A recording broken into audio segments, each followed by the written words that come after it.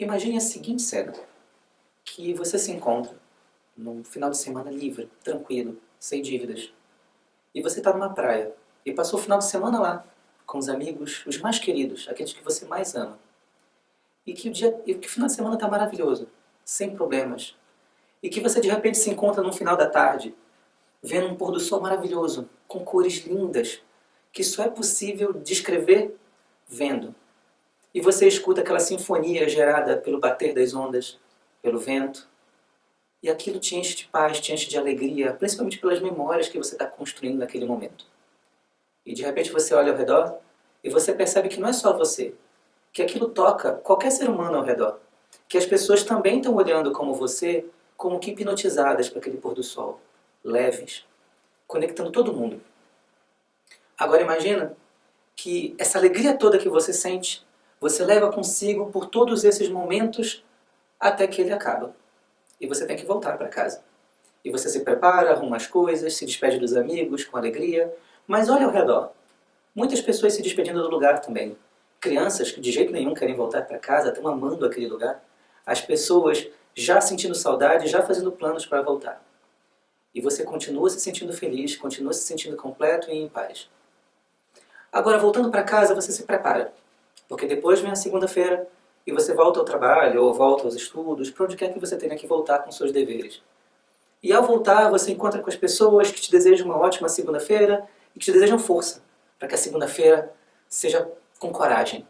E você encara a semana, e ao final da semana você vai falando com os amigos e eles vão comemorando que está se chegando a sexta-feira de novo. Tenta imaginar isso tudo. E tenta imaginar que você se faz a seguinte pergunta. Por que não sentir aquilo que se sentiu no final de semana o tempo inteiro? Por que não ser feliz o tempo todo? Por que não ser completo, leve, constantemente, a todo momento? Por que não fazer isso também no trabalho, nos estudos, onde quer que você esteja? Eu diria que existem pessoas que simplesmente não conseguem conectar os dois temas aqui tratados, trabalho e felicidade. Existem até pessoas, me arrisco a dizer, que não conseguem colocar as duas palavras na mesma frase. Mas por quê? São dois conceitos profundamente conectados, necessários. Todos nós queremos ser felizes. E todos nós entendemos que para gerar o mundo que nós temos e as coisas que nós desejamos, é preciso trabalho. As duas coisas fazem parte da vida e estão intrinsecamente ligadas. Por que elas não se conciliam? De onde vem esse problema? De onde vem essa ruptura? Precisamos investigar isso. E proponho aqui então investigar, começando a entender como se concebe normalmente, de forma comum, o conceito de trabalho e o conceito de felicidade. Vamos isolar os dois e tentar entender por que eles não se conciliam. E talvez encontrar alguma coisa em comum que faça com que eles possam não apenas se conciliar, mas gerar uma vida completa para todos nós.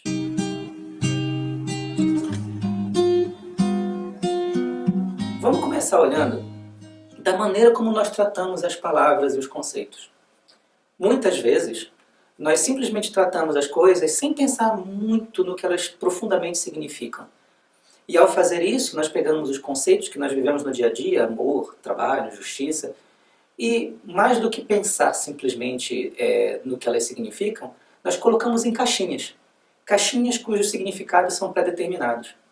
Em casos mais simples, nós colocamos em caixinhas muito simples. Faz de conta que só tem dois tipos de caixinhas. Uma caixa das coisas boas, que eu considero que são boas, e uma outra caixa das coisas que nós consideramos que são ruins, que são desagradáveis. Vamos pegar e vamos fazer um experimento com um conceito muito conhecido, mas talvez não tão bem compreendido. Vamos pegar o conceito de vocação. Vocação. Se eu tivesse que colocar em uma dessas duas caixinhas, em qual eu colocaria? Poderia-se dizer que a maioria das pessoas pegaria a vocação e colocaria na caixinha das coisas boas. Eu falo com pessoas mais jovens e elas normalmente dizem que querem saber sua vocação. Adorariam entender, porque a noção de vocação passa a ideia de que encontrar a vocação significa encontrar o meu lugar no mundo. Que se eu encontrar a minha vocação, eu vou ser feliz. Porque eu vou saber como eu me encaixo. Eu vou saber aquilo que realmente é bom para mim. Mas tem um pequeno problema. Nós já falamos que trabalho nem sempre é muito bem visto. E se tivesse que pegar a palavra trabalho, eu diria que muitas pessoas colocariam este conceito na caixinha das coisas ruins ou desagradáveis. O problema, se isso for o que acontece, é que encontrar a vocação, seja o que ela signifique, significa necessariamente trabalhar. A implicação direta de vocação é o trabalho, né? E o grande problema de ver o trabalho como um mal necessário, como uma punição de alguma forma, e colocar isso confrontado com algo que é tão bom como a vocação, gera um grande problema. E não é de se admirar que essa falta de compreensão e essa dificuldade possa deixar tantas pessoas perdidas em relação a isso. Se vocação é escolher o caminho, e escolher o caminho significa entrar numa coisa que é desagradável, para que eu quero fazer isso? Então você encontra muitas pessoas pulando de galho em galho. O motivo de tanta gente é se confundir e tentar procurar caminhos diferentes constantemente.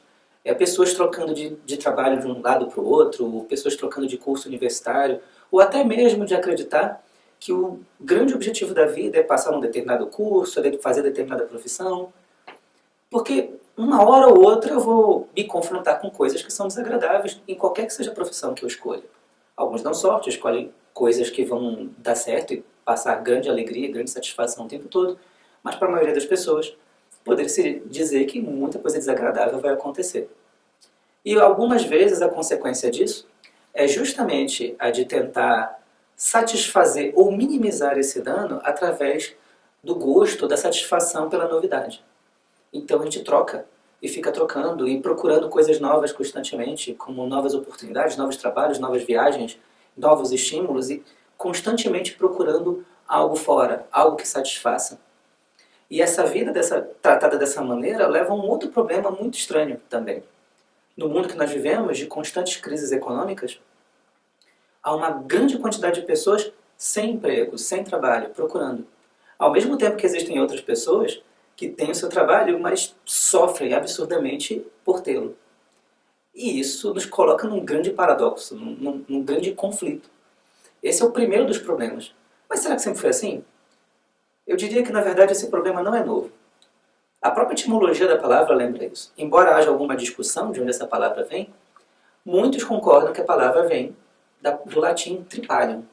Originalmente, em tempos muito antigos, ele era um instrumento de arar a terra, um instrumento de lavoura. Mas depois passou a ser usado como também um instrumento de tortura. Era um instrumento usado para punir escravos, para punir servos que tinham se comportado mal ou criminosos.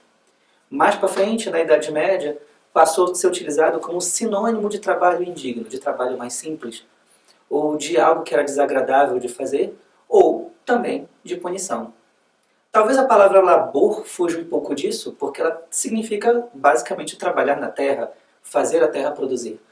Mas ainda assim, essa ideia de trabalho como algo punitivo vem de muito tempo. E é uma dificuldade para os seres humanos há muito tempo. Mas será que precisa ficar assim? Porque muitas vezes também, e mesmo hoje cá entre nós, isso não é uma novidade, não é uma coisa que não acontece. Trabalhar implica em desgaste. Mesmo que você goste, às vezes trabalhar te leva ao cansaço. E muitas vezes se pensa que o cansaço é desagradável, que o cansaço é algo que não funciona, que não serve.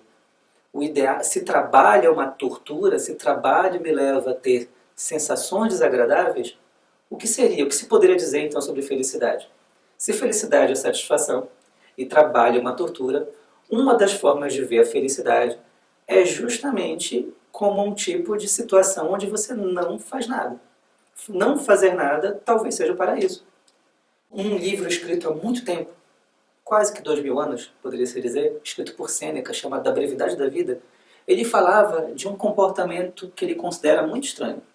Daquelas pessoas que passam a vida inteira planejando a sua aposentadoria. Um momento no qual se livraria dessas obrigações, dessa tortura representada pelo trabalho, onde poderia finalmente viver como se gostaria de viver, sendo plenamente feliz, vivendo as coisas que gostaria, curtindo seus principais desejos. Ele dizia que essa visão de vida tem alguns problemas. O primeiro, bem drástico, o que ele dizia é: quem te deu certificado de vida longa? O que garante que você realmente vai conseguir chegar até lá e viver e curtir essa aposentadoria toda? Segundo problema, e esse problema não se estende somente para pensar na aposentadoria, e sim pensar em qualquer momento em que você possa descansar, como o final de semana, como a chegada das férias. que é de pegar a felicidade e colocar a própria felicidade num ponto à frente, no futuro. Essa ideia de colocar à frente significa desconectar a felicidade do tempo presente. E fazer isso significa reduzir o potencial de felicidade que eu posso sentir. Pensa comigo, essa conta não bate, certo? Se, e só se, nos casos mais extremos e radicais, em que o trabalho não me satisfaz e que eu tenho que trabalhar, digamos, da segunda até a sexta-feira, e eu só vou ser feliz no final de semana, no sábado e no domingo, eu estou em desvantagem. É 5 contra 2. E se isso se estende para o restante da vida, para quando eu estou com férias ou para quando eu for me aposentar, se eu coloco sempre a felicidade em algum ponto à frente, isso certamente vai causar uma vida de arrependimentos ou de insatisfações que vão se acumulando e que eu vou precisar sempre extravasar da maneira mais extrema possível. Então, esse é um dos problemas. Um terceiro problema que eu poderia acrescentar aqui é que colocar a felicidade como algo que implique em não fazer nada tem uma consequência, que só existe uma maneira real de não fazer nada. Tudo está em constante movimento. Não fazer nada para um ser humano ou para qualquer outro ser vivo significa simplesmente a morte. Tudo que existe no universo está em movimento, está construindo, está evoluindo, está crescendo. E se tudo está assim, mesmo o descanso significa fazer alguma coisa. O descanso é uma outra atividade, é um outro momento, é uma forma de descansar, de se recuperar de uma atividade que se fazia antes. Então uma pessoa que está fazendo um trabalho mental muito intenso pode descansar fazendo esportes, praticando artes marciais ou exercícios. Uma pessoa que está fazendo um trabalho físico pode descansar num livro, assistindo um filme. Então, a verdade é que o descanso não é necessariamente fazer nada. Mas se a gente não compreende essa relação, a gente pode se planejar para não fazer nada. Se planejar para um momento em que eu não vou executar nada, não vou ter nenhuma obrigação. E isso pode significar se planejar para não ter mais finalidade nessa vida. Isso pode significar se planejar para não ter mais vida. Então, uma consequência de imaginar felicidade como algo que signifique não fazer nada pode simplesmente significar não ter felicidade alguma. Não vou negar que não traga alguma satisfação, um bom descanso depois de um dia de cansaço. Mas levar isso a cabo e tomar isso como objetivo traz essa consequência. Uma outra forma de ver a felicidade é imaginar a felicidade como acumulação, como acumular bens, viver, né? Em busca de coisas, de ter posses, de ter experiências. Inclusive tem um lema, né? Para muita gente é verdade, que é o grande objetivo, trabalhar o menos possível e ganhar o máximo possível. Ok, isso tornaria o trabalho bem mais eficiente, tudo bem. Não tem problema quanto a isso. Mas tornar isso objetivo de vida tem alguns problemas, certo? Porque se a felicidade significa ser dono ou ter posse de algo, por que isso gera satisfação e quais são os riscos de colocar a minha felicidade na posse de alguma coisa? Bom, a primeira consequência é que por que isso me traz alguma satisfação é, se eu acho que felicidade é ter alguma coisa tem que consequências para mim? A primeira que se pode imaginar é segurança. Uma pessoa que tem mais posses, que tem mais riquezas, ela tem mais condições de se manter, de ter mais saúde, ela tem menos riscos, ela corre menos risco na vida. Isso é bem instintivo para todos nós. Nós todos nos queremos nos sentir seguros, tranquilos, para poder nos concentrar nas atividades que realmente consideramos nossas.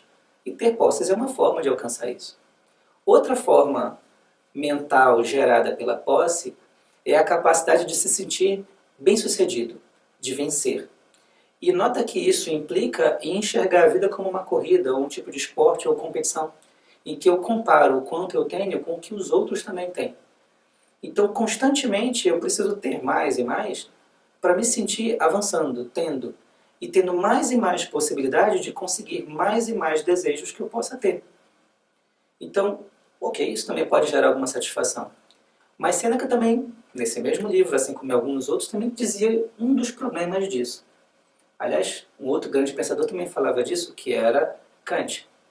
Kant dizia, entre os imperativos, que eram as motivações que nos regem, né, que desejar coisas significa depender de circunstâncias. Ou seja, Para ser feliz, eu preciso que algo aconteça. Então, se eu gosto muito de sorvete, e eu vou em busca de sorvete, eu preciso do recurso para comprar o sorvete, e eu preciso que haja o sorvete. Se as duas acontecem, eu sou feliz. Entretanto, se uma dessas coisas não acontece, eu não sou tão feliz quanto eu poderia ter sido. Então, apesar disso poder gerar algum tipo de felicidade, isso também arrisca a felicidade. Porque a felicidade fica colocada nas mãos alheias, em circunstâncias que estão fora do meu controle. Então, esse é um dos riscos de tomar a felicidade como sinônimo de acumulação. Não é o único risco, na verdade tem um outro, inclusive. Porque quando a minha vida passa a ser ter posses, se for somente isso, se for exclusivamente isso, uma das consequências é que isso pode empobrecer algumas experiências. Se eu começo a ver as coisas exclusivamente como meios para conseguir outras coisas, eu paro de ver elas como elas são e passo a vê-las apenas como aquilo que elas podem me dar. Eu posso acabar comprando um quadro belíssimo, um quadro inspirador para minha casa, não talvez por aquilo que ele me inspira, ou pela beleza que ele, ou por um gosto que eu tenha nele, e sim pelo valor que ele tem, monetário. Ah, ele vai valorizar com o tempo, então eu vou colocar na minha parede, porque quem sabe quando eu precisar eu vendo e consigo mais recursos. E eu começo a olhar para as relações humanas não como algo que alimenta, como uma forma de me encaixar na vida das pessoas, ou como encontrar algo maravilhoso, e sim como uma forma de, talvez aquela pessoa tenha boas conexões. Isso, de uma forma ou de outra, empobrece as relações.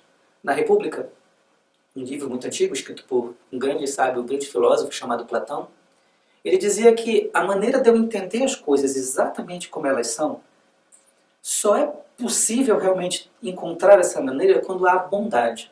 E a bondade, ela é uma forma de limpar todo e qualquer interesse que se tenha. Quando se tira esses interesses que são exclusivamente para mim, egoístas, eu consigo entender as coisas que estão ao meu redor. E isso enriquece a maneira como eu compreendo o mundo. Outra forma de ver a felicidade é ver a felicidade como encontrar cada vez mais prazer, cada vez mais satisfação e minimizar o máximo que puder a dor. Então, isso significa tentar maximizar os momentos em que eu me sinto alegre, em que eu me sinto satisfeito, e que eu maximize a sensação de prazer e fugir a todo custo daquilo que me causa dor ou aquilo que me causa desagrado ou desconforto. Isso, inclusive, não é um pensamento incomum. E tomar esse pensamento como algo central na vida, como um foco da busca pela felicidade, implica, na verdade, em tornar a sociedade uma espécie de sociedade do espetáculo, onde tudo precisa causar algum tipo de impacto nas emoções. Não é incomum você ver alguma propaganda para lhe convencer a assistir um jogo de futebol dizendo muitas emoções são garantidas nessa final de, enfim, torneio X, Copa Y, ou do último jogo de vôlei, ou o último episódio da novela ou do filme. As emoções são garantidas. Porque isso faz parte dessa busca. Para eu conseguir ter esse prazer, eu preciso de estímulos. E, mais uma vez, voltamos a um ponto que nós vimos antes. Esses estímulos vêm de fora. Prazer e dor acontecem necessariamente. Eles fazem parte do processo. Eles acontecem quer você queira, quer não. Estar vivo implica em dor, estar vivo implica em prazer. Mas tomar isso como foco da vida leva a algumas ansiedades. A ansiedade pela diversão, pelo entretenimento, um desejo constante de satisfação.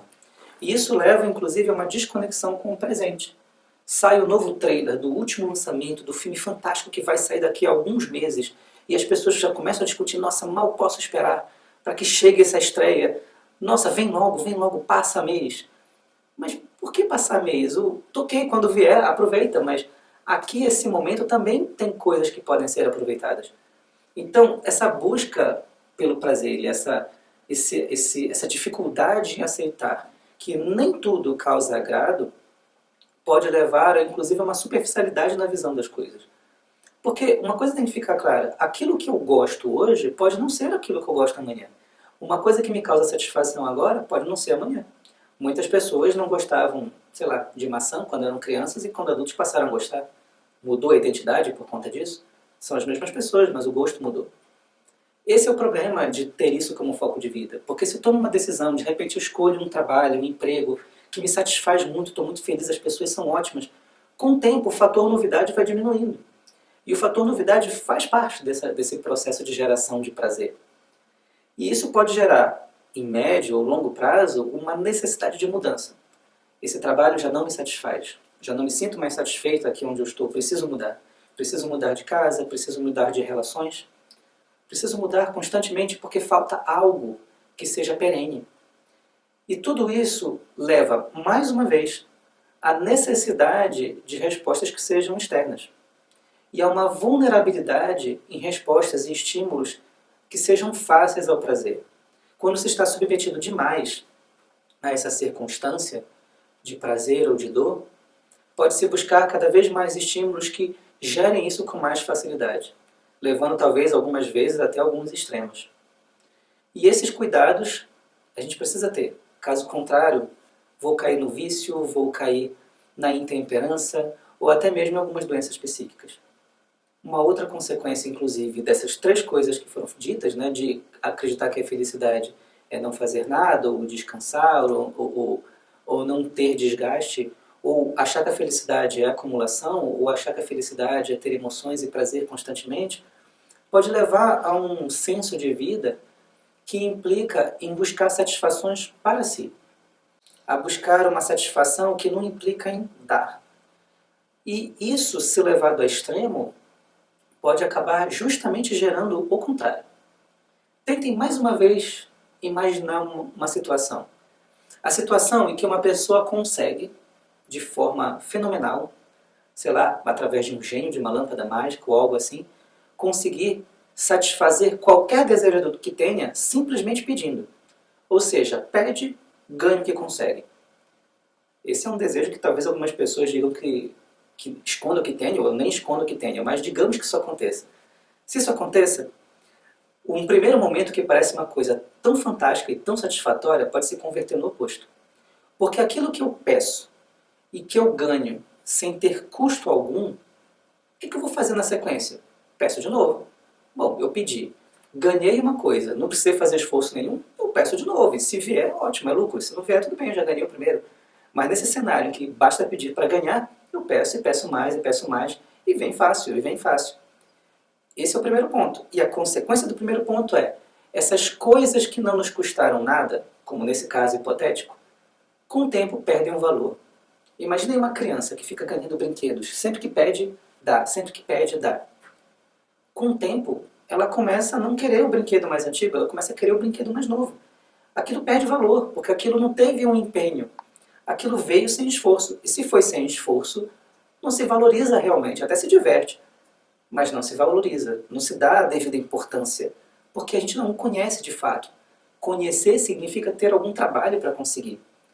As coisas que são dadas assim, sem nenhum esforço, ao mesmo tempo que são desvalorizadas, geram em mim um sentido, um falso sentido, um estranho sentido de posse, que me faz sentir dono, aquilo é meu.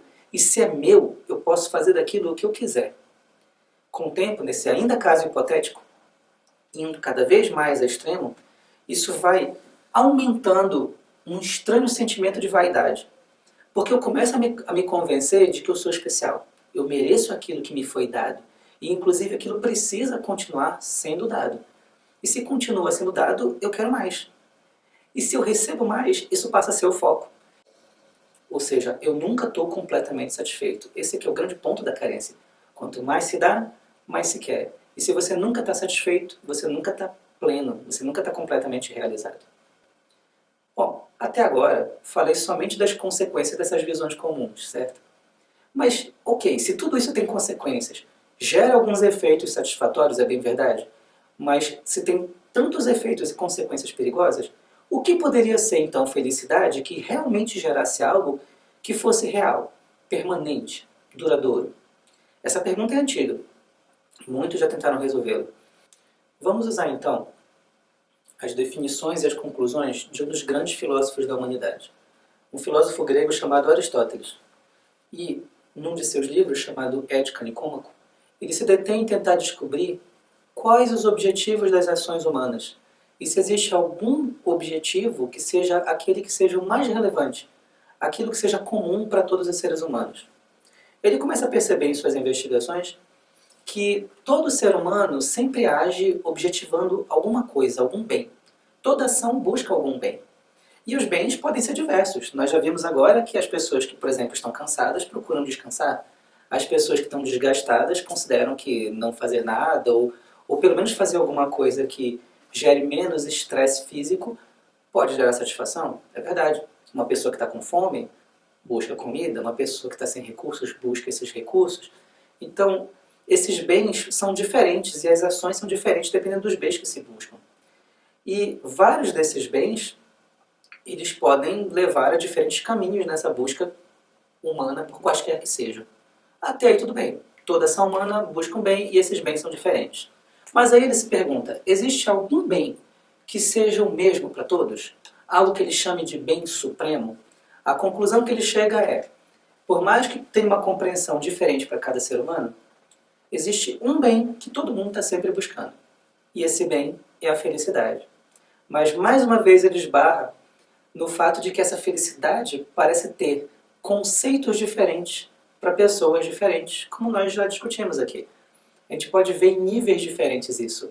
Uma satisfação mais inercial, uma satisfação mais acumulativa, ou talvez porque não vegetal, uma satisfação mais baseada em busca pelos prazeres e satisfações emocionais. Todas essas satisfações fazem parte da natureza humana, mas elas também fazem parte de outras naturezas. Cachorros também gostam de sentir carinho, assim como seres humanos. Outros seres também gostam de acumular, como plantas. Então, será que tem alguma coisa que seja especificamente humana, que quando um ser humano alcança, ele é feliz pela coisa em si, sem depender de nenhuma circunstância?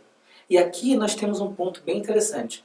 Todas as coisas que nós falamos antes, os conceitos comuns que se tem de felicidade, geram sempre esse pequeno problema, essa dependência de uma circunstância externa que esteja alheia a mim, que eu não tenho domínio sobre ela. E ele está procurando justamente uma coisa que não dependa de mais nada, que dependa só dele mesmo. Eu mencionei Kant antes. Kant chamava essa motivação de imperativo categórico. Aquilo que depende exclusivamente de si. É uma motivação que gera satisfação quando ela é satisfeita por ela mesma. E que objeto seria isso? Algo que não fosse automático. E ele percebe que todas essas coisas que vêm antes, que dependem das circunstâncias, elas são um tanto automáticas. E a gente pode ver isso. Eu não preciso ensinar ninguém a se sentir satisfeito por descansar depois de se sentir cansado. Assim como não preciso ensinar ninguém a gostar de carinho, ou de atenção, ou de alegria num dado momento. São coisas aparentemente automáticas. E ele conclui que as coisas que são propriamente humanas necessitam de algum esforço. Necessitam de algum desenvolvimento. E existe um comportamento humano que leva a essa sensação de algo que depende somente de si. E essa conclusão a que ele chega é a atividade da alma humana direcionada para o desenvolvimento da virtude. Ser generoso é uma coisa que não é automática, é preciso aprender a ser. É preciso praticar a generosidade para que você seja generoso. E uma coisa interessante dessa virtude, como de qualquer outra virtude, como a bondade, a inteligência, a coragem, é que a simples realização delas leva à felicidade. Não é necessário o resultado dela. Uma pessoa que é bondosa realmente, ela simplesmente dá, ela simplesmente quer saber o bem alheio, independente das consequências ou de si própria, certo? Claro, não independente das consequências, ela quer as consequências que sejam boas. E normalmente isso implica em não buscar uma satisfação para si. E isso é muito interessante, porque essa ideia tem a seguinte consequência de que essa concepção de uma felicidade ou de um bem que seja própria da alma humana, que não depende de outras circunstâncias, ser a virtude, cada uma das virtudes implica em servir os demais, em servir os outros seres da natureza. E servir significa colaborar, fazer parte. É como imaginar a vida e a natureza como uma grande orquestra, e cada um de nós como um músico, que toca seu instrumento, que colabora com o som da orquestra, com a sua melodia, com a sua harmonia. E uma pergunta que a gente poderia se fazer é, qual é a melodia que eu estou produzindo? Como que eu estou encaixando? Como que eu estou fazendo parte desse processo? Eu estou gerando harmonia ou estou gerando desarmonia? Nesse sentido, isso só dependeria de mim. Por mais que dependesse que os outros também gerassem, a minha participação nessa orquestra depende exclusivamente de mim. E aí, voltamos para um conceito que é o conceito de vocação que nós falamos lá no início. A palavra vocação vem do latim vocatio, que significa chamado. Esse chamado que é um chamado do destino, um chamado da sociedade, um chamado da alma para fazer parte da vida, para entrar em contato com a vida, para ser parte. Esse chamado não tem a ver com uma satisfação ou com uma profissão em particular, embora possa se realizar através de um trabalho, através de um emprego, ele é muito mais um fazer parte, ele é muito mais compreender-se como parte da vida, como contribuidor da vida. Então, a vocação na sociedade é, na verdade, a maneira de encontrar um caminho que seja ao mesmo tempo útil para mim e para os demais. Alguém que certamente compreendeu essa ideia de vocação e essa relação do trabalho como fazer parte do todo foi um poeta, um incrível poeta chamado Khalil Gibran, que num livro chamado O Profeta escreve uma poesia sobre o trabalho. E um trecho dessa poesia, muito bonito, diz assim: sempre vos disseram que o trabalho é uma maldição e o labor uma desgraça. Mas eu vos digo que quando trabalhais, realizais parte do sonho mais longínquo da terra, desempenhando assim uma missão que vos foi designada quando este sonho nasceu. E apegando-vos ao trabalho, estarei, na verdade, amando a vida. E quem ama a vida através do trabalho, partilha do segredo mais íntimo da vida. Isso é um trecho do poema, e nesse trecho ele evidencia uma relação que pode talvez ser a chave para identificar o trabalho com aquilo que nos faz feliz, que nos faz sentir parte. Existia um grande filósofo chamado Sirihan, que ele dizia que a felicidade é inerente à vida. Nós temos a vocação de ser felizes, e que ser feliz implica em vida fluindo e liberdade.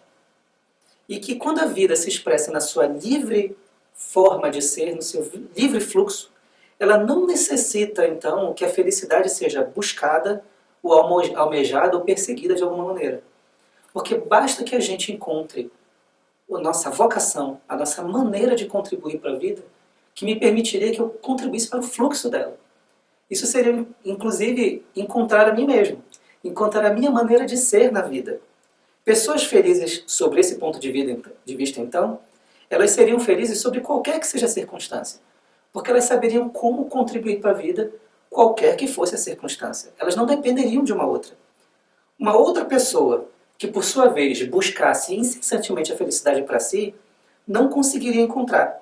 Porque quanto mais buscasse, menos satisfeita estaria e mais iria querer.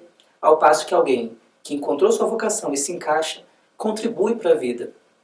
E ao fazer isso, já está na vida. Já consegue fazer isso amando.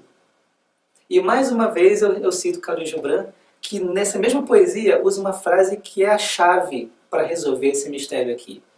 Que trabalho é o amor tornado visível. Então, trabalhar, então, é a maneira que eu tenho de expressar esse amor à vida, de expressar esse amor por todos os seres. A essência que vai perdurar de mim só pode existir através do trabalho.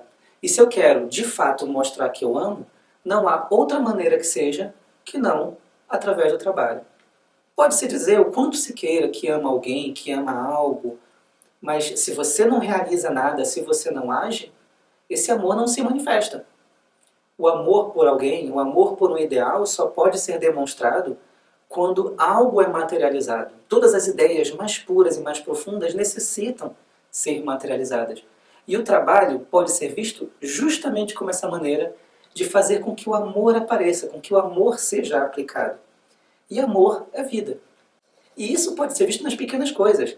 Nota que quando se fala de trabalho aqui, não se está falando necessariamente do emprego, da forma de ganhar a vida, mas de praticamente tudo o que se faz na vida. Trabalho é a maneira de manifestar as coisas. Então, se eu estou no elevador, eu simplesmente paro a porta para que outra pessoa possa entrar, isso é uma maneira de demonstrar amor. E houve trabalho. Se eu simplesmente lavo a louça sem que ninguém tenha me pedido, simplesmente porque eu quero que as pessoas comam em pratos limpos da melhor maneira possível, se eu preparo a casa da maneira mais adequada, mais limpa para que eu possa receber o outro, isso é demonstrar amor. Imagina você ser recebido por pessoas que estão ali querendo que você esteja lá e fizeram o melhor que puderam. Arrumaram a casa, prepararam a comida e te receberam. Isso é amor. Uma maneira, inclusive, que se pode fazer isso, uma maneira que eu diria revolucionária, seria justamente através do trabalho voluntário. A Nova Acrópole justamente defende essa ideia, né? Do trabalho voluntário como uma forma de servir, do trabalho voluntário como uma forma de compreender mais profundamente as ideias. E fazer esse trabalho voluntário ajuda a fortalecer, nos ensina a amar. É a forma prática de adquirir a habilidade de amar. Amar é uma capacidade que nos conecta uns aos outros. E desenvolver essa capacidade é uma coisa que se consegue através do trabalho. Concluímos então que o trabalho é uma forma de encontrar o nosso lugar no mundo. Aquele que trabalha com amor, que faz cada coisa da melhor maneira que pode, colocando tudo o que tem, se conecta não só ao profundo dentro de si mesmo, mas se conecta aos demais. Se conecta ao fluxo da natureza. Se conecta à energia que circula no mundo inteiro. Se conecta ao divino que existe em cada coisa e em nós. E ao se conectar, gera o sentimento de pertencimento, de fazer parte. Nós então encontramos nosso lugar no mundo. E ao encontrar nosso lugar no mundo, nós completamos então essa chamada para a vida. Essa chamada que nos une a tudo que existe, a esse destino que esteve escrito desde tempos imemoriais. E podemos assim encontrar a maneira como eu me encaixo, aquela peça que falta. E assim ser livres, entrar no fluxo. E sendo livres, como dizia Cyril, somos felizes. Sendo assim, através do amor, conectamos trabalho com felicidade. E entendemos que não existe uma coisa sem outra. A felicidade só é realizada quando se busca centrar no fluxo da vida através das ações, através do trabalho. E dessa maneira podemos ser plenamente felizes.